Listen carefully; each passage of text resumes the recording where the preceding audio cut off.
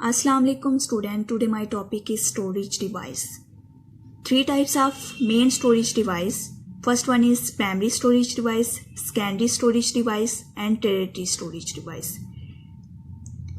पहले हम computer storage device definition उसकी डिफाइन हम पढ़ते हैं कि एक्चुअली में स्टोरेज डिवाइस क्या है. A hardware device which can be used to store digital data and application which can be in a form of image, video, audio, etc. It called a storage device. एक ऐसी hardware device जिसमें हम store करते हैं data, digital data, जिसको computer understand कर सकता है, which may be in a form of, वो कोई भी फॉर्म में हो सकता है, like that image, video, audio, etc. It is called a storage device. It is a key component of the computer. ये कंप्यूटर का बहुत इंपॉर्टेंट कंपोनेंट है कि डाटा जब भी हम उसमें इंटर करें, या तो हम उसको टेम्परेरी तौर पे उसमें स्टोर करें या फिर परमानेंटली स्टोर करें. हमारे पास डिफरेंट डिवाइसेस यूज होती हैं, लेकिन 3 मेन डिवाइसेस हैं जो जिसमें टेम्परेरी और परमानेंटली डाटा स्टोर होता है. सो वो हम नीचे डिस्कस करेंगे कौन सी है. इसकी स्टोरेज डिवाइस की सबसे इम्पोर्टेंट या बेसिक जो एग्जाम्पल आती है हमारे पास वो हार्ड ड्राइव है. Hard drive is one of its examples.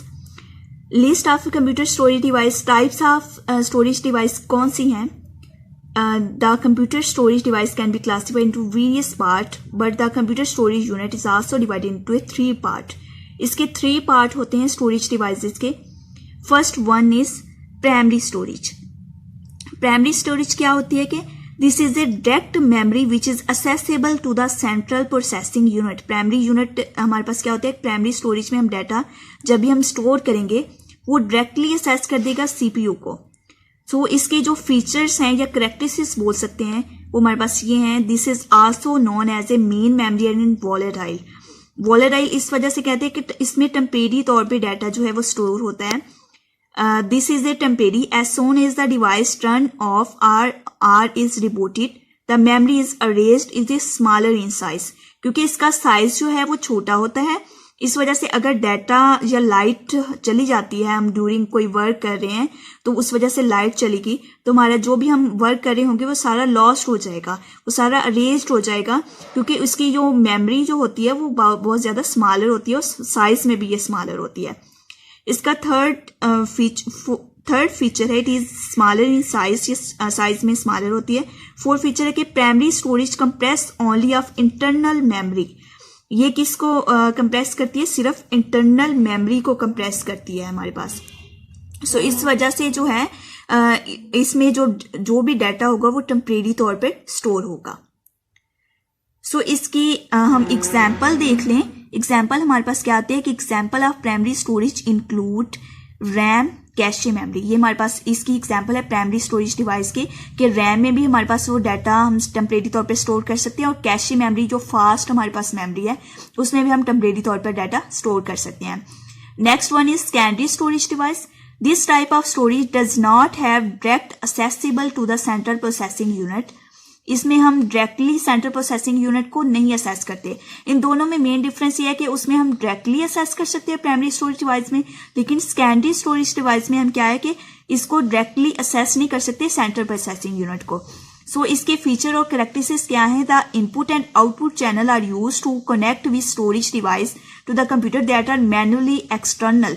इसमें जो भी हम इनपुट और आउटपुट देंगे चैनल को यूज करने के लिए, स्टोरेज डिवाइस को कंप्यूटर में ऐड करने के लिए, वो मैन्युअली एक्सटर्नल होगी, वो इंटरनली तौर पर हम यूज नहीं करेंगे, मतलब वो कंप्यूटर के अंदर नहीं होंगे. वो लाइक जैसे हम डीवीडी में या फ्लैश में डाटा इंटर कर सकते हैं, वो उस तरह का डाटा जो है वो सेकेंडरी स्टोरेज डिवाइस है. ठीक है. सेकेंड इसका feature it is not volatile. मतलब अगर लाइट ऑफ हो जाती है या लाइट चली जाती है ड्यूरिंग वर्क तो डाटा उसमें होगा, वो लॉस्ट नहीं होगा.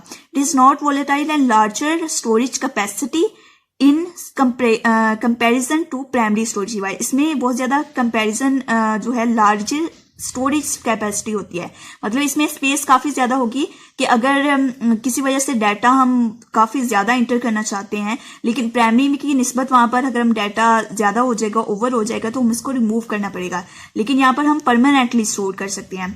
This types of storage is permanent and until removed by the external factor. इसमें जो है डाटा परमानेंटली स्टोर होता है it compress both internal external memory, ये दोनों को कंप्रेस करती है, वो इंटरनल को कर रही थी, ये दोनों को कर रही है, इंटरनल और एक्सटर्नल को कर रही है।